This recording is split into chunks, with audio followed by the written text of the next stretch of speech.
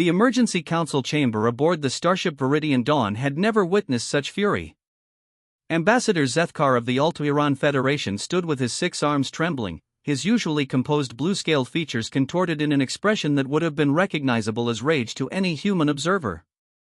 The crystalline formations along his cranial ridge flared from their normal soft amber to a blazing crimson, a biological warning sign that every species in the Galactic Council had learned to respect. "Explain this to me again," Zethkar's voice resonated through the chamber's translation matrix, each word carefully enunciated despite the obvious effort to maintain control.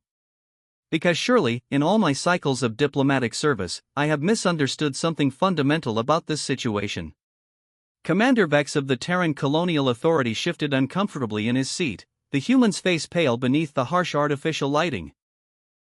Beside him, his aide clutched a data pad with white knuckles, the device trembling slightly in her grip.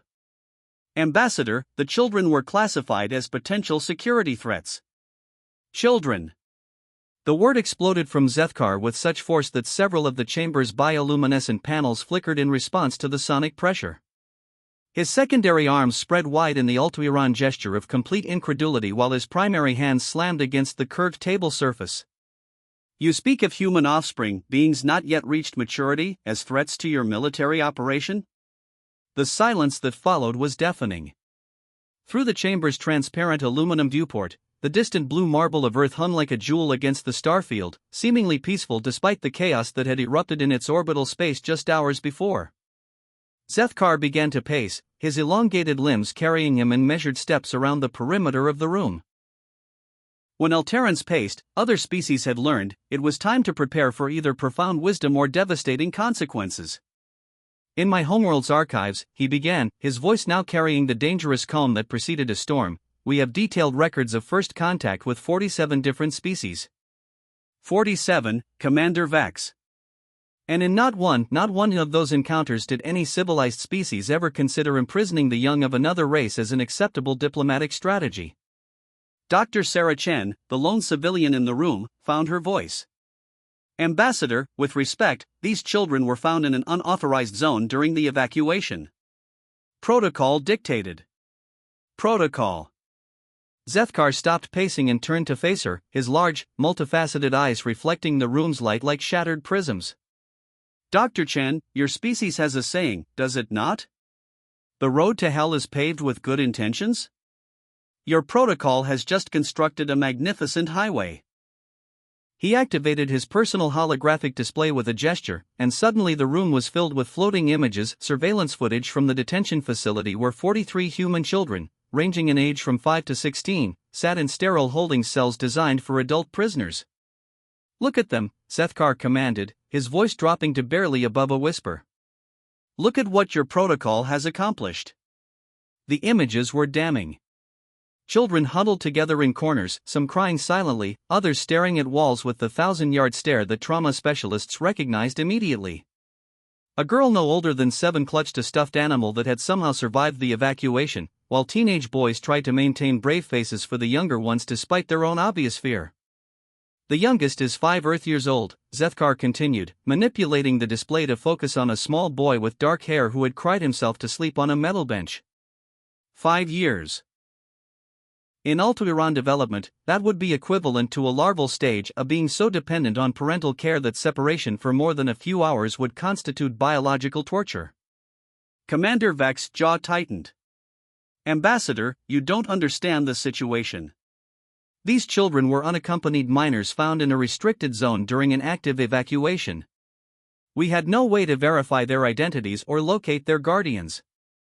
Standard security protocols required." "Required what?" Zethkar's cranial ridge flared again, cycling through angry reds and oranges.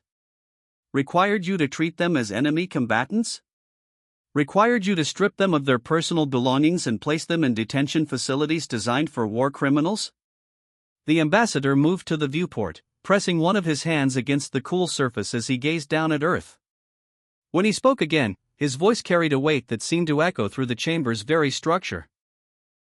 "Do you know what happens when the Galactic Council learns that a species has violated the Accords on Treatment of Juveniles during first contact scenarios?"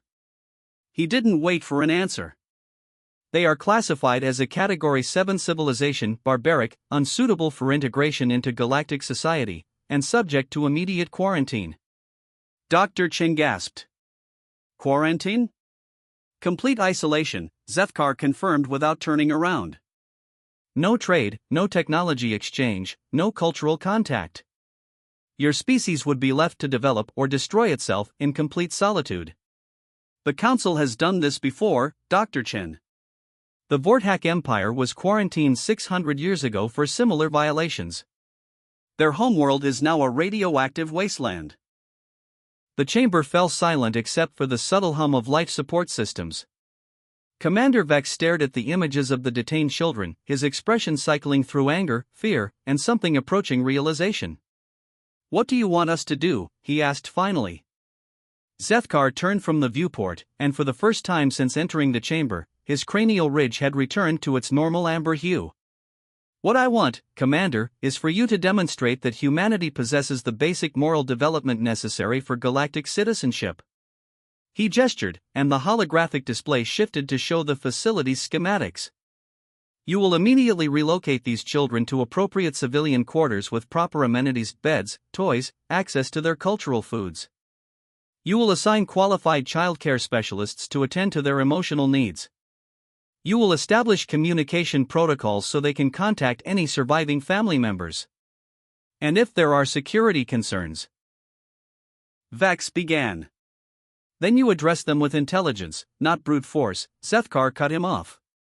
Post guards if you must, but outside their quarters, not inside them. Treat them as the valuable guests they should have been from the beginning, not as prisoners of war. The ambassador moved back to the table, his multiple arms working in coordination to access different sections of his personal data system. You have 6 Earth hours to implement these changes, Commander. After that, I will be filing my report with the Council. As the meeting broke up and the humans filed out of the chamber, Dr. Chen lingered behind. Ambassador, she said softly, thank you. Zethkar looked at her with those prism-like eyes that seemed to hold depths of understanding developed across millennia of evolution. Doctor, I am not doing this for gratitude. I am doing this because sometimes, the measure of a civilization is not found in their technology or their achievements, but in how they treat the most vulnerable among them, even when those vulnerable ones belong to another species entirely. He paused, then added with something that might have been hope, your species has the potential for greatness, Dr. Chen. But greatness begins with recognizing when you have made a terrible mistake and having the courage to correct it.